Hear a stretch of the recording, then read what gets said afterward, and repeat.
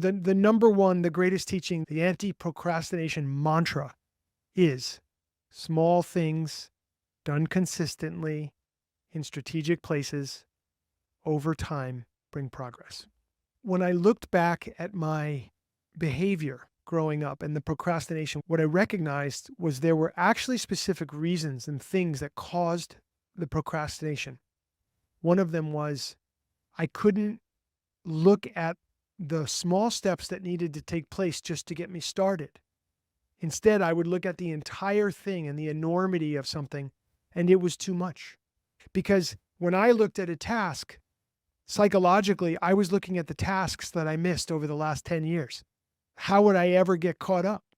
And the answer is, I have to do some small things right now that are going to bring me into action and that are going to start to build a little tiny bit of momentum, which I can build on through consistency and strategic planning over time.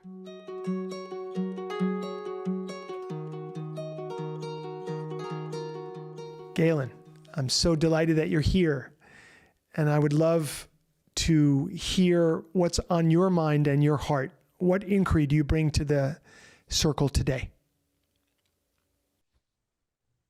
Thanks, Tommy. It's good to be here with you. You too.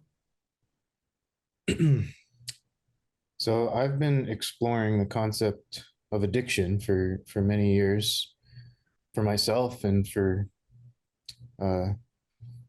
intellectually understanding for others as best I can.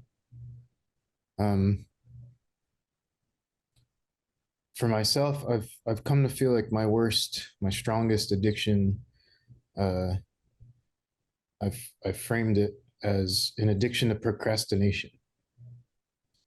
I feel like any other behaviors that I sometimes might struggle with, might call addictive behaviors to different degrees.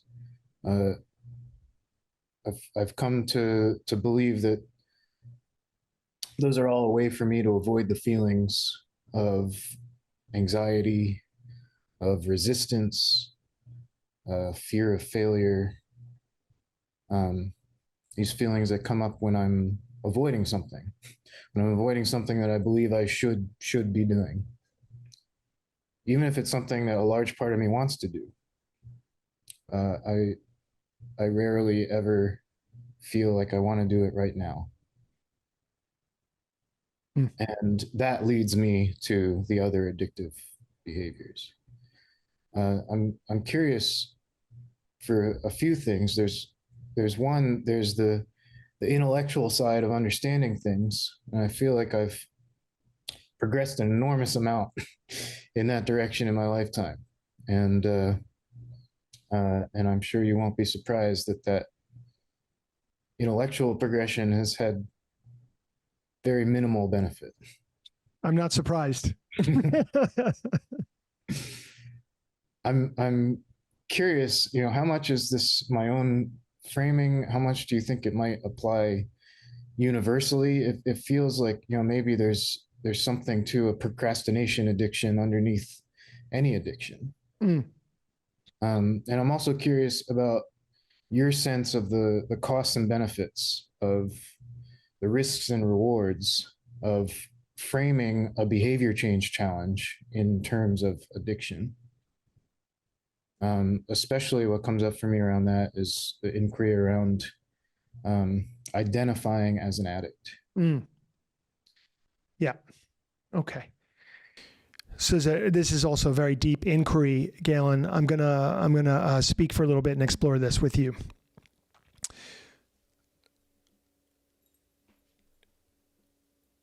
In my childhood, I woke up each morning around 6 a.m.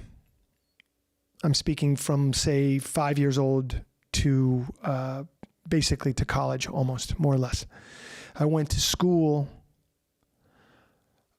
in a place which was far from where I lived, so I had to get on a bus and go there. The bus would come by and pick us up at 7 o'clock. I'd go to school. I'd attend classes. I had the ability to actually pay attention. Tremendous ability, actually. I had the ability to focus. But there was an interesting quality, an interesting phenomena that I noticed in my childhood at school. If I missed a class, or I missed a concept, or I didn't follow it through, if here's concept A, I got that. Here's concept B, I don't understand that. And now we're on concept C, I would tune out. I'd tune right out. And I would miss ideas, miss concepts, miss assignments, miss stuff. I'd go home. I'd have homework. I'd find great frustration. I wouldn't do my homework. I knew I had to do my homework. I knew I could do the homework. I knew I had to figure it out and figure out I missed a couple steps here. What did I miss? What did I miss? Let me figure it out. And then close the gap between what I didn't understand and what I need to understand to complete this assignment. But most of the time, I never went through that process. When I say most of the time, I'm talking about from age 5 to age 18. Every single day, 9 months out of the year, during the school year. So every single day of my childhood, I mostly had a feeling of being behind. I had a feeling there's something I need to do that I'm not doing. And I started to have the feeling of eroding confidence in myself. I can't seem to do this. At the same time, I knew I had intelligence. I knew I could do it, but I'm somehow not able to do it. And what I was doing, without understanding it at the time, was I was training myself to become a professional procrastinator. And that's why when I spoke and wrote about the 4 aggravations, procrastination makes that list. So negative thinking, self-doubt, procrastination, and resentment, for me, those are the 4 aggravations that lead to other addictive behaviors and lead to a very difficult sort of day-to-day existence. So what happens to a kid who on a daily basis feels behind and starts to feel incapable? You start to believe that you're not able to do it. You start to believe that there's something wrong with you. You start to believe that you're not making progress because you're not doing your homework. You're not doing what the other kids are doing, and you're getting behind.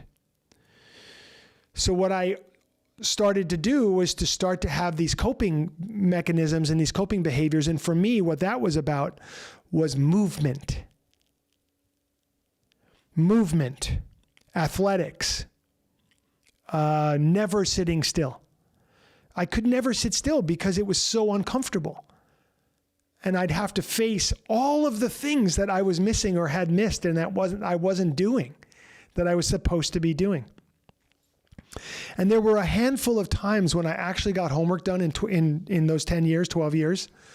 I literally mean a handful of times. And I remember the unbelievable feeling of victory. The unbelievable, oh my God, I'm on time. I'm not behind.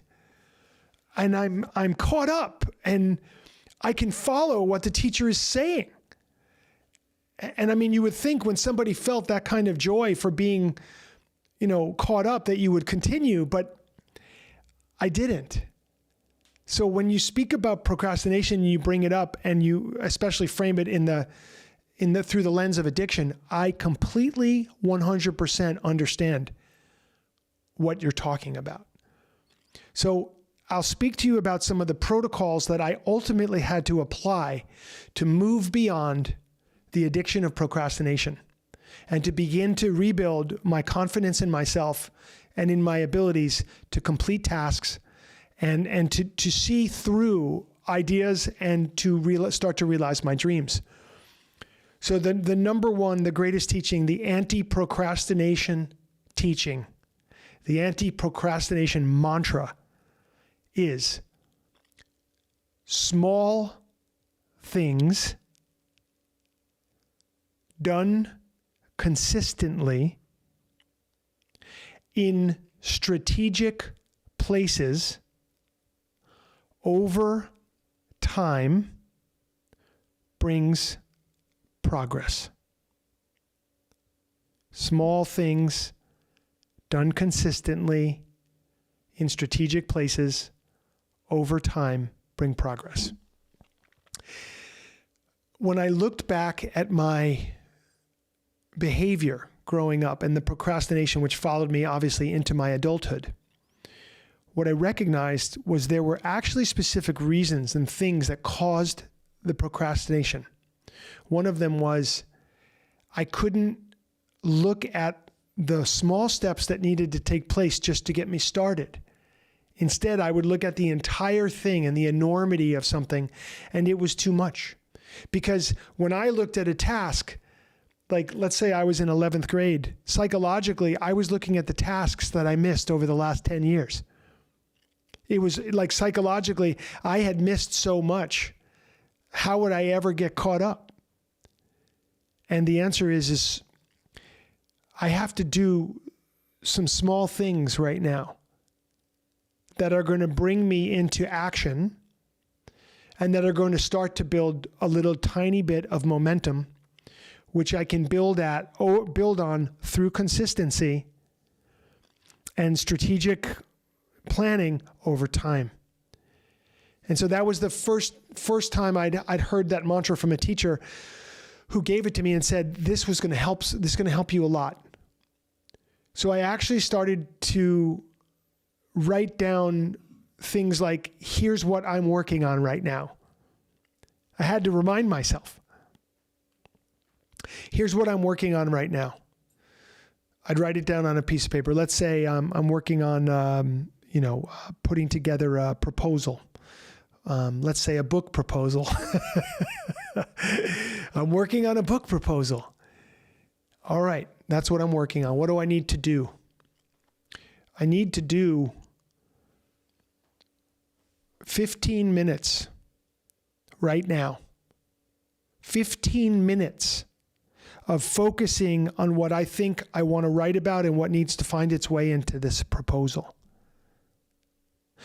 It doesn't sound like much. Doesn't sound like you're going to get much done, but you know what? That's 15 minutes more than I would have done just thinking about doing it. Later on that afternoon, I do another 15 minutes. I've now got 30 minutes of work, and I've got questions that are arising and concerns. These concerns and questions that arise are going to stop me dead in my tracks if I don't do something about them. A question might be, I don't know what format this book proposal should be in. And so now this brings us to one of the next teaching, the next strategy for getting beyond procrastination, which is the 3 Ds. The 3 Ds. So the first is desire. And this first D, desire, we're talking about a heartfelt desire. These 3 Ds are what you need to see any project through.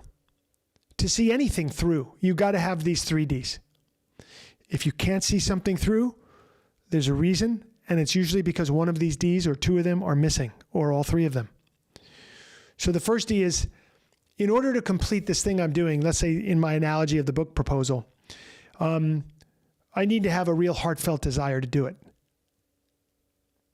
If I don't really want to do something, you know, Galen, I've learned about myself, I'm not going to do it. There's going to be a reason, something's going to get in the way, and I'm not going to do it. So the first thing I need, the first D, is heartfelt desire. I really, really want to do this. Second D is direction. I don't know how to do this. So in my analogy, I said, well, I don't know what format this should take or what order this should be in. And so I'm stuck in my mind. I can't move forward in my little 15-minute chunks of work that I'm trying to do. I'm stuck. I'm paralyzed. I feel like I don't know the next step. Well, I need direction. Can I get it? Of course I can. How? I ask somebody for help. Who should I ask? Someone who's done this before. Hey, I need your help. Can you help guide me through this? And you get that help. And someone says, of course, I'd be happy to help you. Here's the format. Here's the format I put my successful book proposal in. And they give you the format and you're like, oh, this is amazing. I can start to plug into this format. Wonderful. Okay. The third D is discipline. Discipline is sort of a naughty, bad word in our society, but it really doesn't mean what I think people think it means. Discipline has come to mean for people, I have to do something that I don't want to do. And it takes discipline. Actually, discipline is just following a set of instructions as a student. To be a disciple. I'm a disciple. What am I a disciple of? I'm a disciple of the direction that I've just received. I'm going to put that into action.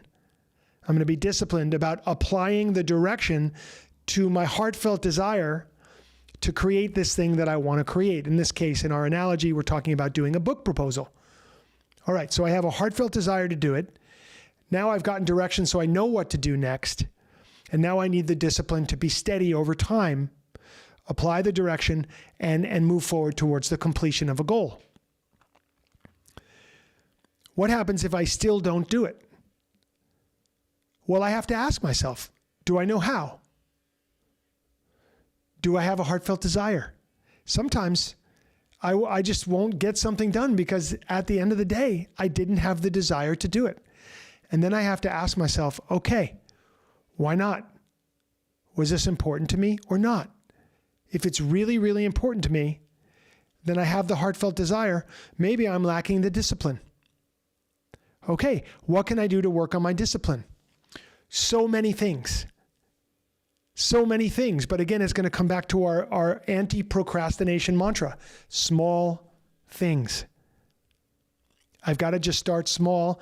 And I'm going to add one more strategy into our anti-procrastination protocol here.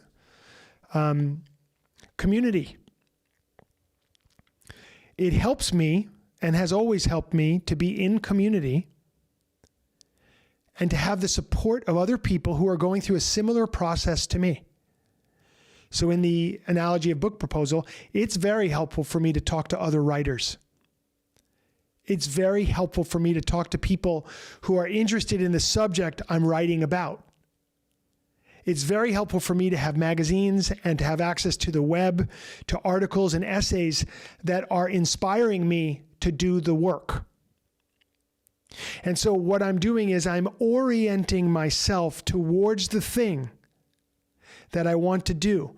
And I may not be writing yet because I'm in the orientation process of learning and being inspired, but that's part of the process of getting something done. That's not procrastination. That's part of the process. And then you take your 15-minute chunks and you do your writing. And you'll find after a very short period of time, you've written a lot, you've made a lot of progress, and you have a body of work to start to show to somebody. And then you complete the task and you submit your book proposal and it's received well and you're on your way. So this is just simply to say that there are reasons we procrastinate. There are ways through it. There are psychological things, obviously beyond just the idea of overwhelm or seeing a project in its entirety and being paralyzed by the size of something that prevents us from taking those first few steps. There are all kinds of things that get in the way, but the 3Ds also help us to understand this at a deeper level and what our motivations are and what gets in the way. And then ultimately that community piece is so important because I need to be able to say to somebody, damn it, I just can't get this done. I need help. I need help sitting still and focusing my mind on this thing. And I have found, as I mentioned in the beginning, I always have the ability to focus. But there are things that will trip me up along the way. And as they arise, those are the things I have to be careful about. My insecurity, or I don't know how to do it, or I don't know how this is going to turn out. Having self-doubt, another one of the 4 aggravations, can feed procrastination. I don't believe in myself. I'm going to go through all this work and no one's ever going to read this thing. And it's going to have no import. And that's why we need to be around other people, so we get out of the bad neighborhood of our mind. I wrote a book. It's a great book. I'm proud of it. It's called Recovery 2.0. It's helped a lot of people.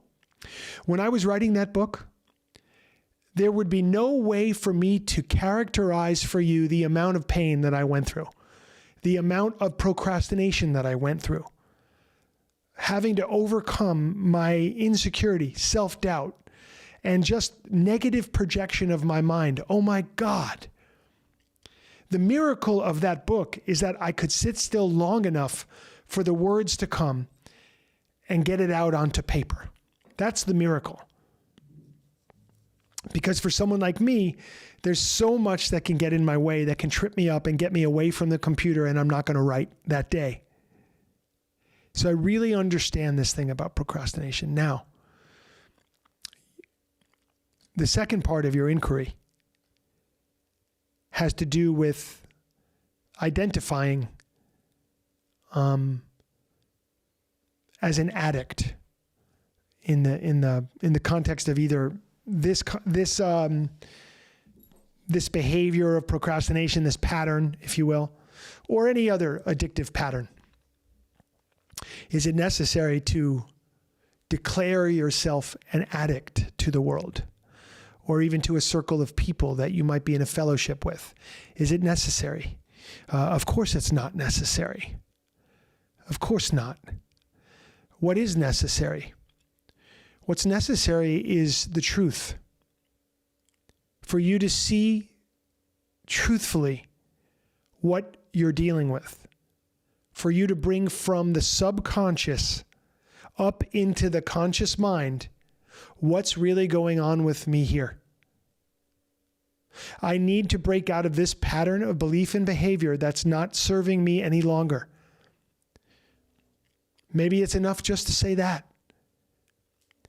To me, people who are stuck in patterns of belief and behavior that don't serve them are on that spectrum of addiction. But it's just a word.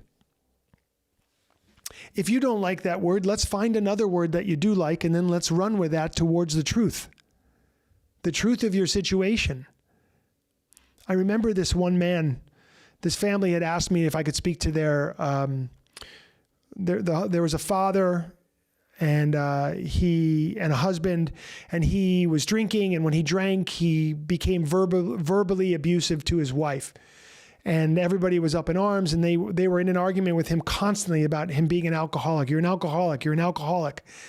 And so they were like, would you speak with him? And I was like, whenever anybody asks if someone else will speak to me, if I'll speak to someone that they know, the answer is, will they speak to me? It's not whether I will speak to them. It's, do they want to hear from me? And he said he'd love to talk to me. So I spoke to him, and the very first thing out of his mouth was, I'm not an alcoholic. I'm not an alcoholic, you know? And I was like, I don't care. I don't care. That's not what I'm interested in here. Let's get off of that. Let's not even talk about that. Tell me what's going on in your life. And so we spoke about stuff, and we spoke about stress, and we spoke about work, and we spoke about his overwhelm with family, and we spoke about the fact that he said, it is true that when I drink, I lose control of my temper and I'm verbally abusive. And I was like, how do you feel about that? And he's like, I don't like it about me. I don't like behaving that way. And I'm like, okay, well, stop drinking then. And if you're telling me that this is how you behave when you drink, then stop. And if you can't stop, then come back and just say, I'm having a hard time stopping. What now? And there's a whole protocol for that, it just turns out. And you don't have to call yourself an alcoholic or an addict unless you feel like it or unless it serves you. But you do need to be humble. Humble meaning truthful about the truth of your circumstances. In this guy's case, When I drink, I become verbally abusive to my wife, and I love her, and I don't like my behavior. So the suggestion is stop drinking. When I tried to stop drinking, I was unable to do it. I find myself drinking again. And I'm like, okay, well, we need to get onto a protocol of understanding that when you have a hard time stopping drinking, we're going to have to go through some steps now to help you with that. We call those the 12 steps. They're very effective. Let's work through it. And the guy's like, well, I'm not an alcoholic. And I'm like, I don't care. I just don't care. Let's stay away from that word and let's do the work of moving towards our healing.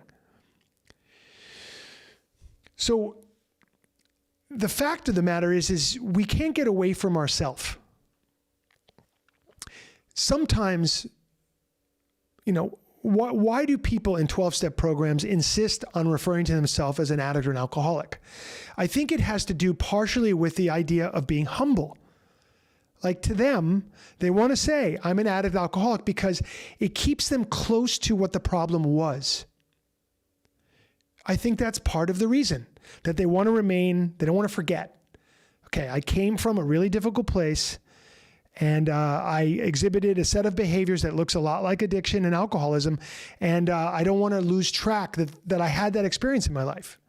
So they raise their hands and they say, okay, I'm an alcoholic, I'm an addict. On the surface, for me, I have no issue with that. If I've ever had a challenge with those words, it's just that those words sort of lock a person into a certain kind of frequency for me. It doesn't necessarily speak to or allow for an evolutionary process away from the original addiction. So right now, I'm, as you and I are speaking here together, in exactly 5 days, in 5 days, I'm going to turn 33 years sober. That's a great thing. I'm super excited about that. I'm different today than I was 33 years ago. People need to hear that. I don't need the same things that I needed 33 years ago. My needs have changed. My language has changed also. The way I see myself in the world, that has changed. The way that I show up, it has also changed. Am I free from all addiction and all frequencies that are related to addiction? I'm still in the human condition, I'll say that.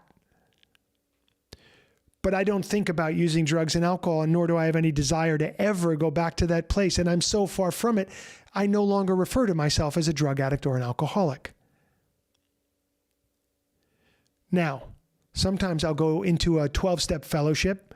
I go to dozens and dozens, but I go to lots of fellowships and let's say Alcoholics Anonymous. So people go around the room very quickly. Mike alcoholic, Johnny alcoholic, Fred alcoholic, Don alcoholic. It comes around to me and I'm just like, all right, Tommy alcoholic. I don't want to interrupt the flow. I don't need to make a point out of it. If I have time to speak and explain myself, or I'm going to share for 15 minutes at a meeting, I'll say, my name's Tommy. I'm a recovered alcoholic. I'm a recovered addict. Some people are inspired by that. Some people are threatened by that. Some people take issue with that. What anybody thinks of that is absolutely none of my business. What is my business is, how do I feel in my skin today? How am I breathing today? How does my body feel today? What kind of thoughts are showing up in my mind, and what am I doing with them today? How's my emotional state today? How's the state of my relationships today? How's my relationship with food today? All of these things are my business. I can make shifts and changes as necessary. So as we get into this conversation about language and how to refer to ourselves, it's not a problem for somebody to refer to themselves as an addict alcoholic if that's what is truthful to them or necessary for them or helpful to them. I can only really speak that for me, that language started not to feel good. And that's when I knew I had to change it. And I have absolute authority to do that for myself. I am not asking anybody else to change their behavior, their wording, the way they refer to themselves. I'm interested in seeing what happens for me when I use a different language. Like in Recovery 2.0, we say, I would raise my hand at one of our meetings, all of our online meetings, and I'd say, well, I'm a person on a path of discovery. That's how we say it, or some of us. There are plenty of people in our meetings who say, I'm an addict, alcoholic. And they're welcome too. We don't care. There's no right or wrong here. I like to create a space, though, like this podcast right now is a space for all, because of your inquiry, for all of us to consider these ideas. What would it change anything for me if I referred to myself as a person on a path of discovery rather than an addict or an alcoholic? Maybe it would. Maybe it wouldn't. But I like the inquiry, and I like trying on these new ideas and creating space for people to explore different language. And I'm a very strong proponent of the idea that recovery is evolutionary, or it's not recovery at all. And so the language in the beginning of your recovery naturally would shift with your experience shifting as you evolve through recovery. So these are some thoughts that come up with that second part of your inquiry. And I'd love to hear what's coming up for you. I see you nodding. I'd like to hear what's coming up for you. Yeah, thank you, Tommy. One of the things that's coming to the surface of my mind is a story. When I was in my early 20s, I was the word that I'm wanting to use is coerced. I was coerced into a treatment center. I was told that I was suffering from depression and that my procrastination and my reflections about the state of human civilization were coming from this place of biochemical depression. And that was my diagnosis. And I was convinced to go to a treatment center, mostly by my father, but many members of my family. I had the idea that I was going to show up at this treatment center and the people were going to talk with me and be like, this guy doesn't belong here. What are you doing? And then we would figure something else out. And that's not what happened. I was told that that I needed to accept my condition, that I was suffering from depression. I was taught about the 12 steps. I learned an enormous amount about trauma. I feel a lot of gratitude for what I learned at this treatment center. I think there was a lot of good there. My learning was entirely intellectual for my experience there. That's not entirely true. I learned to connect with people who were bearing their souls, and that was a very embodied, visceral learning. I got a lot out of that. It's very valuable for me. But in terms of my own process, I learned about trauma, about the effect that events can form trauma in the psyche and the effect that that can have that leads to addiction. And there's this whole theoretical framework, understanding that, as you've been teaching, that just stopping the addictive behavior is not going to heal. And the framework that I was taught there was that I had to uncover my deep-seated traumas and figure out what they were, and feel those feelings very deeply before I could figure out how to change these behaviors of procrastination and then maybe my thoughts that we're preparing to experience a societal and civilizational collapse. Maybe those thoughts would start to fade away because that's just the depression talking. And so as I'm telling this story, I can connect with some of my resentment that's still there. I've worked through a lot of it. There was a time where I was very stuck on that kind of resentment. Mm, Um, Now I'm able to notice that it's there and sometimes shift my attention from it. mm. Um, but some of the resentments that's there, uh, it comes up. We were doing that exercise. I was doing that exercise this week for our course. Where you listed the three beliefs that keep us in stuckness. The unconscious beliefs. That's right. Mm. And so I was able to list these kinds of thoughts that are coming up for each one of those beliefs. And one of those beliefs is that there's something that happened in my past that shouldn't have happened, and if it didn't happen, I could be okay. And in this inquiry of trauma, I eventually developed the narrative that the largest trauma that I have had in my life, which on one hand is a tremendous gift that this is the worst thing that has happened to me. But I've come to believe that the worst trauma that I've experienced in my life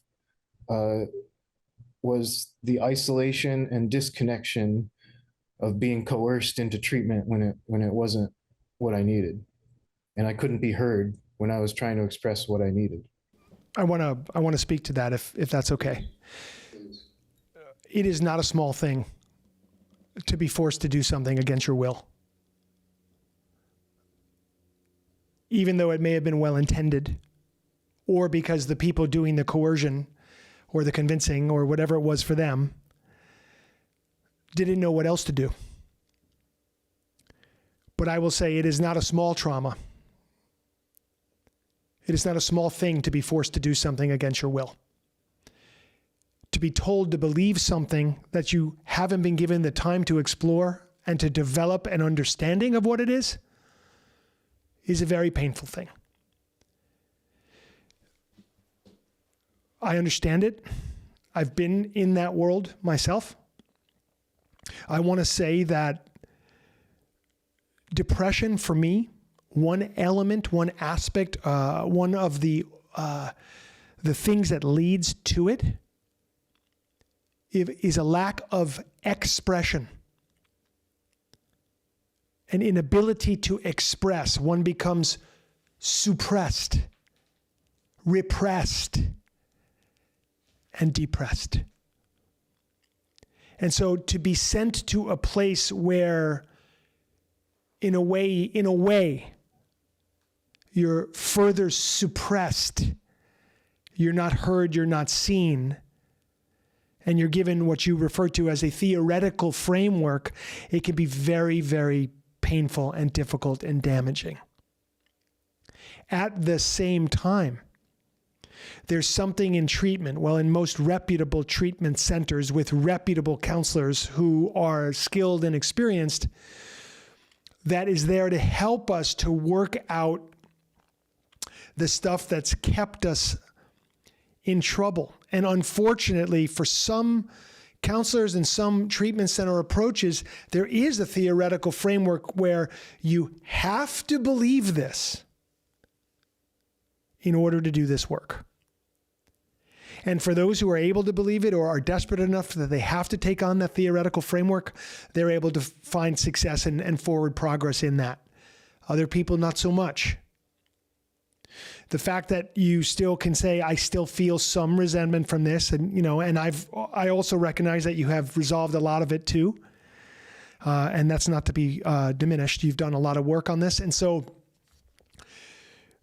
something did happen that was painful and difficult for you to go through. That part is true. So the unconscious belief of something happened that shouldn't have, and if it hadn't happened, I could now be happy. That psychology that follows from something painful happened to me, for me. The more strategic, more helpful, more empowered place to go is something happened that was painful for me. Let me look at it. Let me neither amplify or diminish what it was and the effect it had upon me. Let me not minimize my responsibility to work out these feelings. Let me not fall into the trap of thinking that someone else needs to fix this for me, because nobody can. But we can surround ourselves with people that can help us to better understand what took place and then help us to set ourselves free from what took place in the past. Then we can become present. Free. Present equals freedom. Presence equals freedom. We can't be present if we're in resentment, if we're stuck in the thing that happened that we feel shouldn't have happened. Well, it did happen. It is a part of the story of your life, the tapestry of your life. Now, what will you do with it? That's the more empowering question.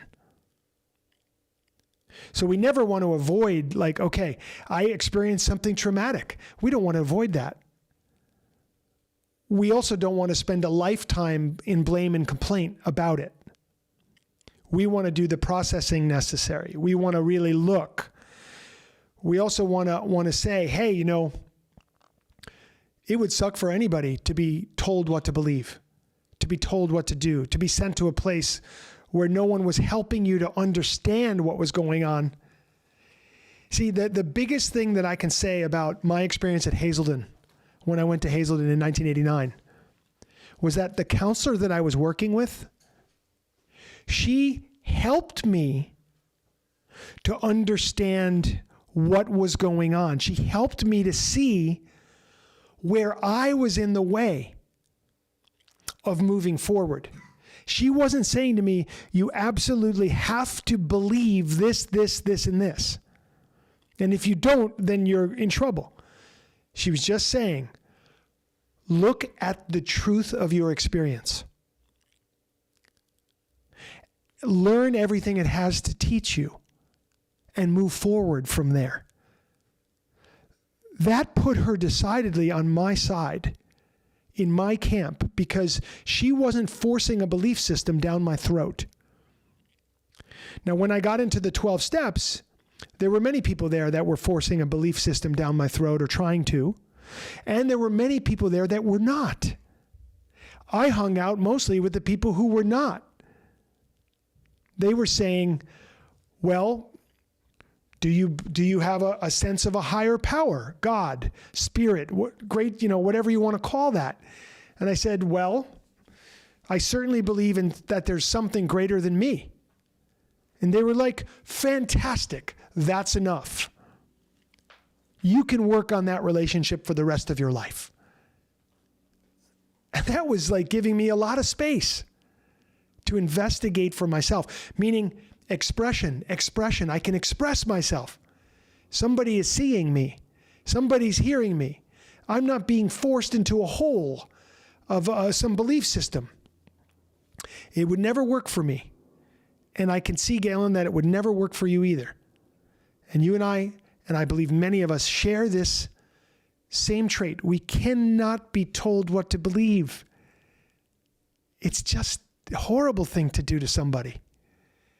We have to be shown a path that we can follow and to explore and to uncover the truth, each one of us as individuals.